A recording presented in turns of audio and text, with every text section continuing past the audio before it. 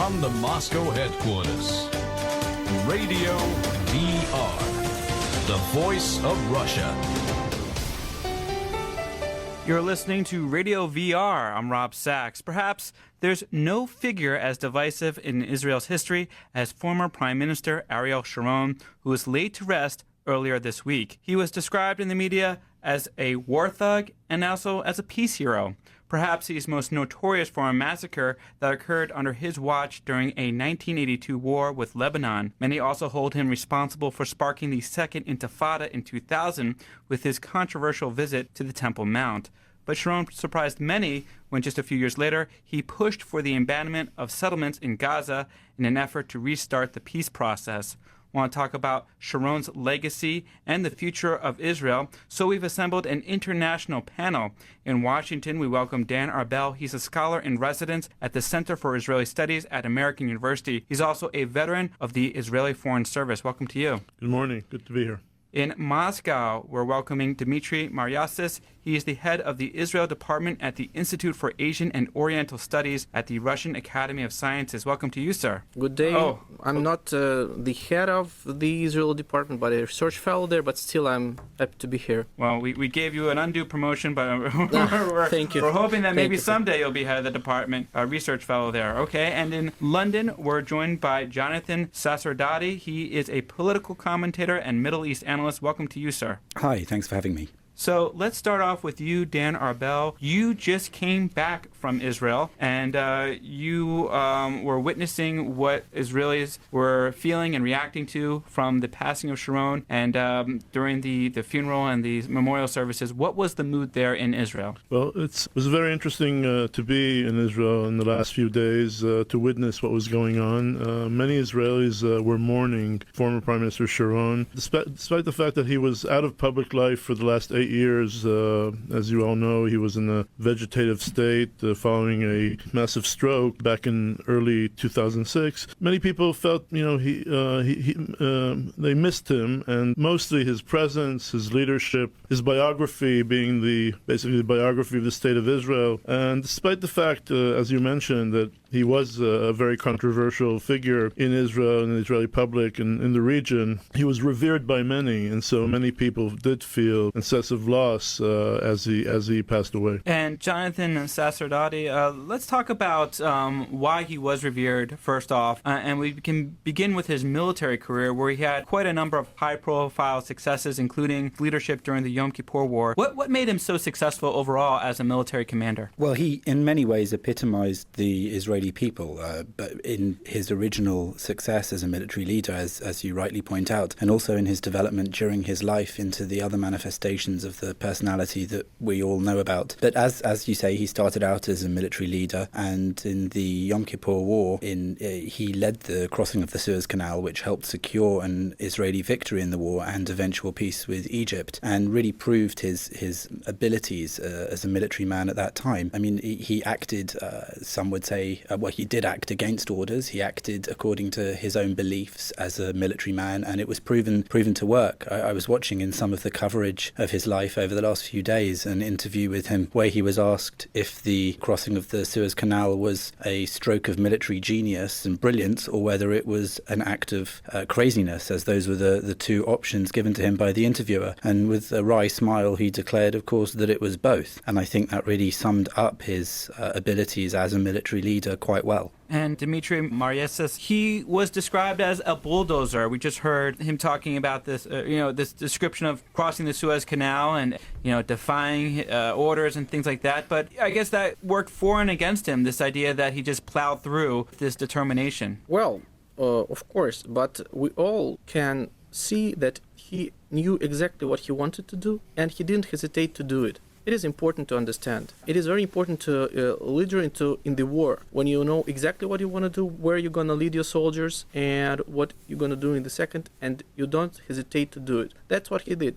And of course, different people estimate it differently. He's a very controversial figure, I admit, we have to admit it, but through his military life and through his political life, we see that he clearly stated what he wanted. He tried everything he could to achieve it, and basically he was a success in this. I mean, he achieved even sometimes quite different goals. At first to make settlements, then to destroy settlements. I mean, he was a success. Well, Dan Arbell, let's get into some of the more controversial aspects of his career. I mentioned at the outset what happened in 1982 with this war in Lebanon, where under his watch, there were Christian fighters who were there who were basically let loose on the population, and this massacre ensued, and he was criticized for not stopping it. Can you talk about that incident and how it affects his legacy? Well, the Sabra and Shatila events, refugee camps in Lebanon in '82, in which dozens of innocent Lebanese Palestinian refugees were killed by Christian militias, was a very tragic event in the history of the Lebanon war, and sort of changed the nature and the direction of that war. At that time, there was a close alliance between Israel and the Christian militias, but Israeli forces did not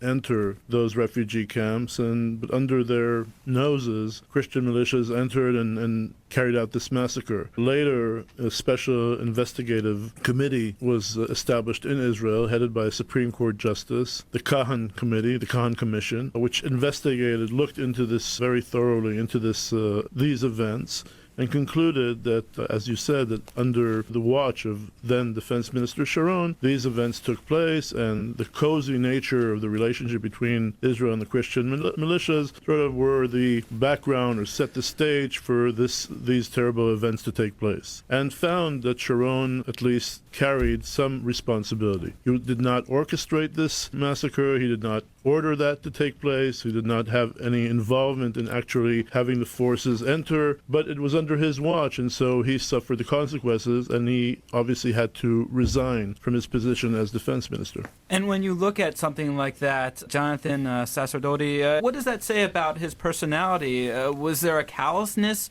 toward Palestinians? Did he not care, or was he incompetent? I mean, how can we view that when we try to assess who he is as a larger person? It's a good question, and there's been plenty of discussion over the last few days about exactly that. I don't think it's fair to say that he didn't care for the Palestinians, but I think that also we need to remember that the time of his active life, especially at that stage, we're talking about 1982 at the moment, the conflict was somewhat different from the one we know today, which, of course, like everything, it's developed and it's changed over the years. Simply put, the attitudes on all sides were quite different back then, which is not to say that I do agree with your suggestion that he didn't care, but what he did know as a leader, whether it was as a military leader or whether it was as defense minister or even later on as prime minister, I think what he symbolized to many Israelis was power and strength. And I think that he not only believed, but to some extent proved and showed that attitude of power and strength was one that could enable him to protect Israel and defend Israel, the country he cared about passionately, above and beyond ideology. He could protect it from the threats, from invading armies, from terrorism, from militias and guerrillas, and he could defend it in that way. And later in his career, he was able to use similar strength, but in a political arena, and he was able to use strength with his own people, and in many ways beat the potential of what was talked about as possibly turning into a civil war with the settler movement when he decided to withdraw all Israeli presence from the Gaza Strip. So I think above all else, what we can see as a common feature throughout his career, whether it was in the military or in politics, was that strength and that belief that strength was ultimately what would enable him and the State of Israel to resolve the problems and defend itself in the way that he knew it had to.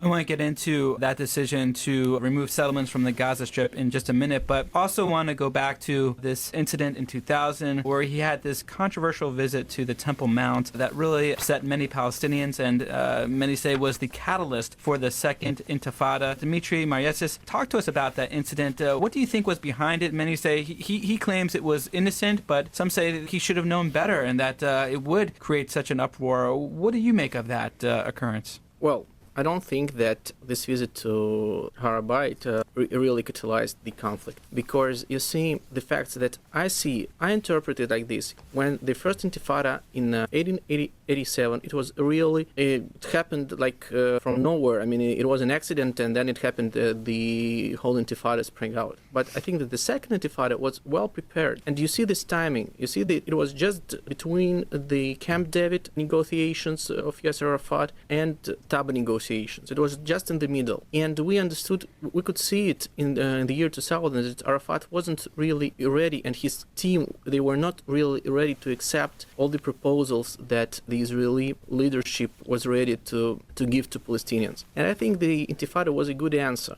Sharon was not the first man to enter that place, and he was not the first Jew in Israel to enter that place, and it wasn't his first time there. Of course, he understood that there will be lots of attention to his visit, but I don't believe that it was really the catalyzation of some kind of people's rage against him visiting there. I think it was well planned and well done by some forces within Palestine. Dan Arbell, what's your take on it? I agree with Dmitry that definitely it did spark quite a reaction from the Palestinian public, but that was not what sparked the Second Intifada. The Second Intifada was planned carefully by the Palestinians, with the support, or at least the acknowledgement, of Yasser Arafat and his inner circle. And if it wasn't, Sharon's entrance to visit to Temple Mount happened to coincide with these Palestinian plans. But that Israeli intelligence later on, in many other reports,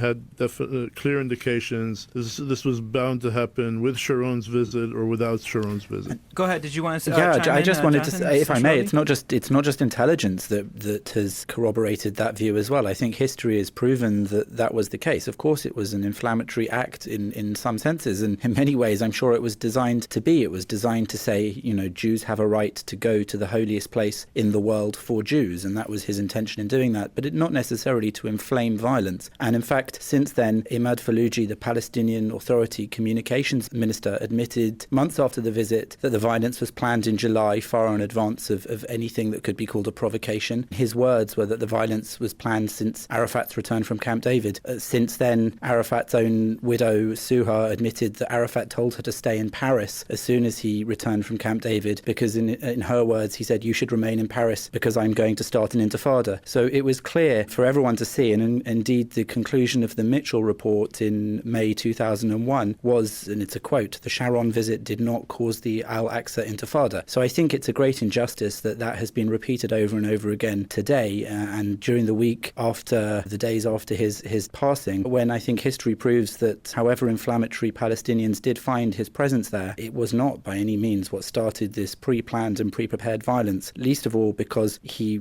went there with prior agreement, and there was an agreement with Palestinian security chief Jabril Rajoub, who had given his assurance that if Sharon didn't enter the mosques, there would be no problem, and sure enough, he did not attempt to enter any mosque, and his 34-minute visit to the Temple Mount was conducted during normal hours when the area is open to tourists. So again, we mustn't recycle errors that were made perhaps in the fog of war now, so many years later again. Dan Arbell, wanted to ask you, we talk about the Second Intifada coming out of this breakdown of these peace negotiations, and we see this kind of ebb and flow. Perhaps we get close, and there's a breakdown, violence ensues, and then, more of a push to try to get somewhere, and then which leads to Sharon with this move in 2005 to remove settlements from Gaza. Some say that was just politically expedient. There were only, maybe it was, I think, 7,000 settlements there, and large a Palestinian community, and this is what was just necessary and easy given the choices he had. But others say no, this was a really tough decision made,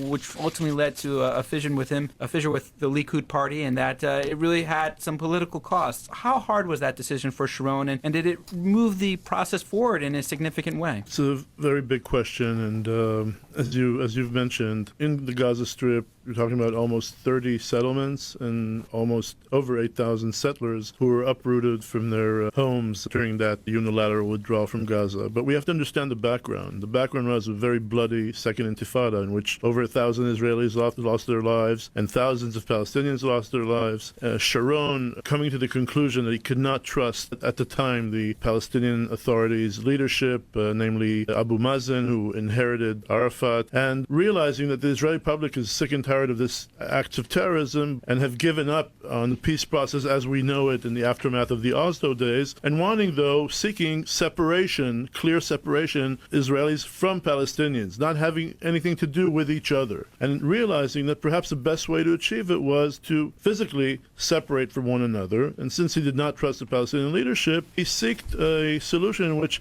Israel would unilaterally withdraw from the Gaza Strip, leaving these settlements with all the pain that he, as the father, the architect of the settlement movement, had to go through in order to go ahead and carry out the decision that he made. And so in late 2004, early 2005, preparations were made for the withdrawal in the summer of 2005. So I think, to sum it up, I think that he clearly thought that this would serve Israeli strategic interests and the Israeli desire, on one hand, to have a peaceful lives, but not necessarily to have a daily interaction with the Palestinians, but rather separate from them. I think for him personally, it was a painful decision. As I've mentioned, he was the father of the settlement movement, and he wasn't obviously thrilled from the reactions and the very harsh reaction that he received from his own constituency, whether in the Likud party or in the settler movement. But he made a decision, and that was one of the things about Sharon, that once he decided, he carried it out. He was a leader, and he was a very decisive leader. And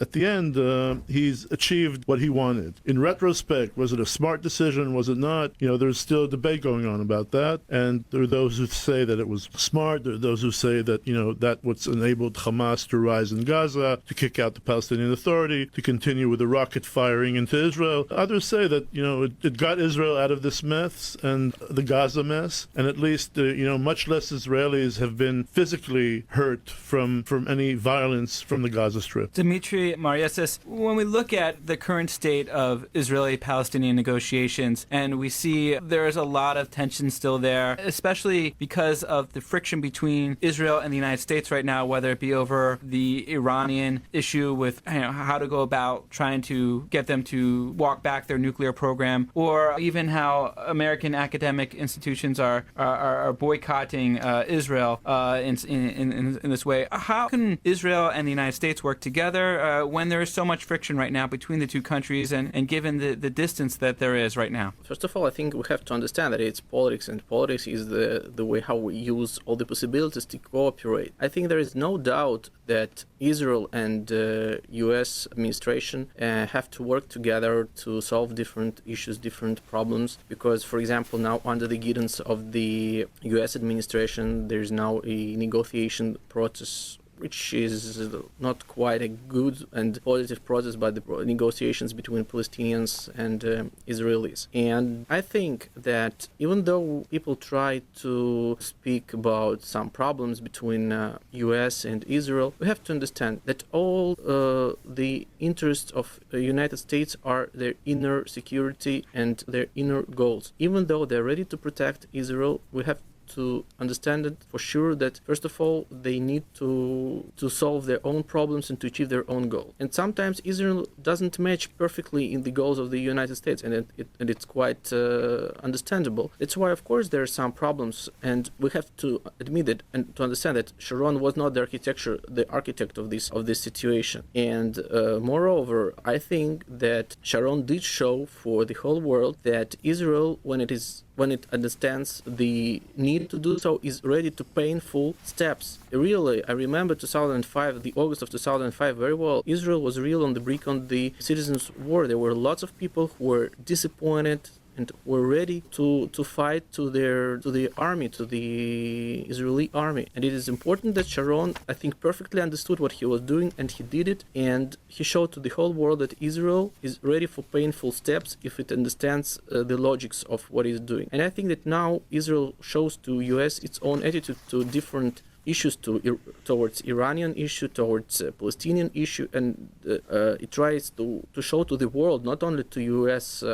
There is politics and diplomacy all over. I mean, Netanyahu in November visited Moscow, and he met with Hollande in Tel Aviv, explaining the position of Israel towards the most important issues of Israel. And it's not always following the politics of the United States. I think it's natural, it's understandable. Jonathan Sacerdoti, I want to talk about a little bit of the worldwide perception of Israel right now. And some are saying, there is a perception that they do not respect human rights when it comes to Palestinians, when it comes to the treatment of Palestinians who are living behind these huge walls, either in the Gaza Strip or the West Bank, and that you look at the legacy of Sharon, with the settler movement, with his decision as a military commander and things we've discussed already, and that is the lasting legacy. And that's really why it's hard for Israel on the world stage. You look at how the ascension of Palestinians in the UN and the sympathy they have throughout the world, and they said, look, there's too many things that point to of how Israel has treated Palestinians that make it very hard for others around the world to have sympathy for the Israeli point of view. What do you make of that? I think there's a wide base of support for Israel's position around the world, but you are right to say that has shifted somewhat in recent years. But these things aren't fixed at any point in history, and only this week we've seen even the Australian Foreign Minister somewhat changing her perspective on how we should talk about settlements, for example, saying that she prefers not to refer to them as illegal under international law because she says that it prejudges any kind of negotiation that can happen regarding those settlements. Now, that's a relatively rare point of view to hear from a foreign minister like that these days. You're quite right. But it is interesting that we're starting to hear voices like that again. And I think that it's not necessarily the legacy of Sharon that settlements were enlarged, and that's all we have to say about the matter. We can't ignore that Sharon did what he thought was right for the state of Israel at every stage of his career, and in a strange way that made him a rather unusual politician because he was almost free from ideology. He didn't tend to act in an ideological way from left or right. He tended instead to act strategically according to what he thought was in the interests of the state. For example, having been the father of the settlements, as defense minister, he evicted thousands of Israelis from settlements in Sinai to fulfill Israel's treaty with Egypt. And similarly, as we've discussed earlier in the program, he withdrew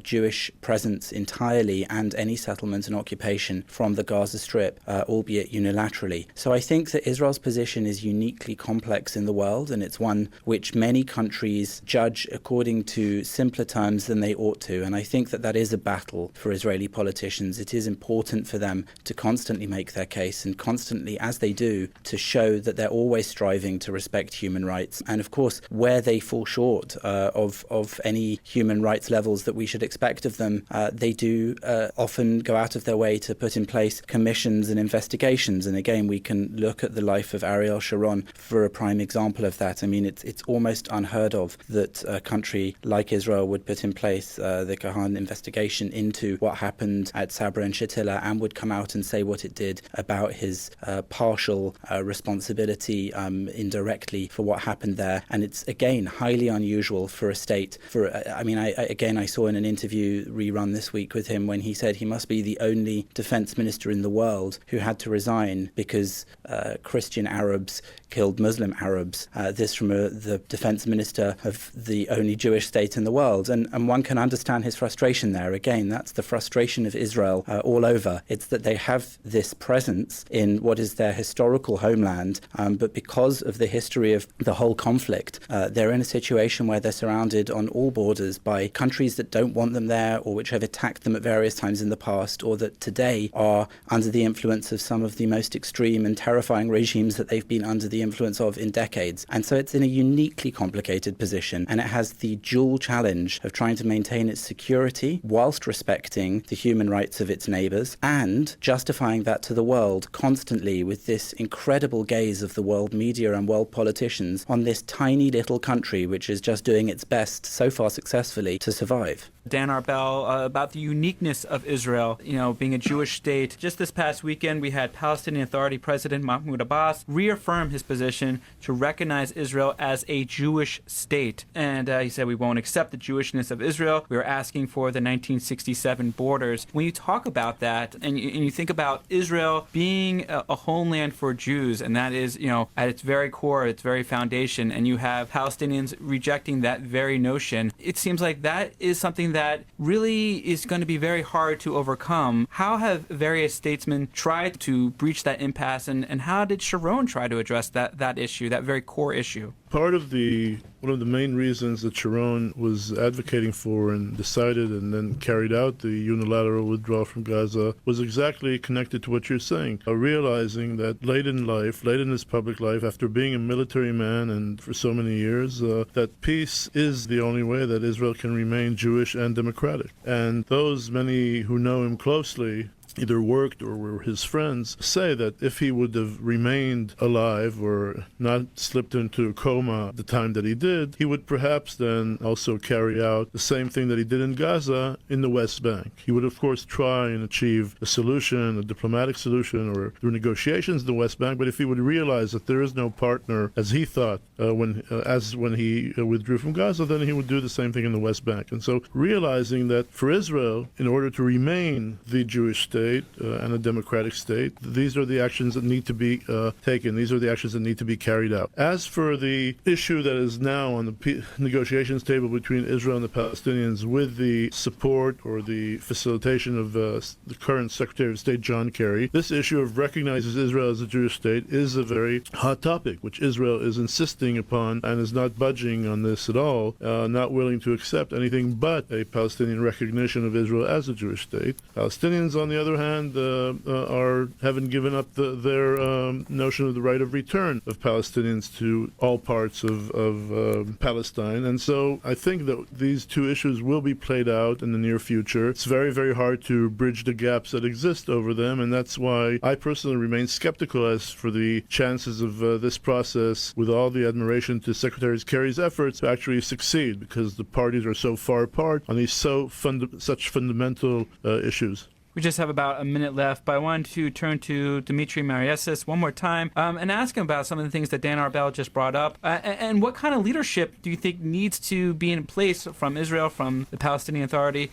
to really get through these impasses? Someone who's a bulldozer like Sharon, or someone who wants to compromise and find other solutions? What do you think needs to happen? First of all, I think that both sides need to have a leader, because it's I'm not the only one who is speaking about it, but we all know that there is a problem of leadership on both sides, on the Israel side and the Palestinian side, because everyone admits that Sharon was a leader, was a true leader, was bright, and maybe sometimes he really believed in what he was doing. He was not a politician. He was really a national leader who cared about the state, who cared about Israel and the citizens of the state in the way he understood it. So he was ready, and he was ready to compromise. You see, he was ready to change his position if he understood that he was wrong previously, or it is not. Maybe he was right by then, and now the situation has changed. We saw it several times, and now we have to understand that now Israel have to have a leader who clearly understands what he wants and is ready to implement the strategy, the clear strategy, and this will bring to compromise. This will bring to the solutions that both sides will accept. I'm going to have to jump in there because we're out of time. That is Dmitry Maryasis. He is a research fellow at the Israel Department at the Institute for Asian and Oriental Studies at the Russian Academy of Sciences. He joined us from Moscow. In London, we're joined by Jonathan Sacerdoti. He is a political commentator and Middle East analyst. And here in our DC studios, we're joined by Dan Arbell, a scholar in residence at the Center for Israeli Studies at American University. He's also a veteran of the Israeli Foreign Service. Thank you all so much for participating in our international panel.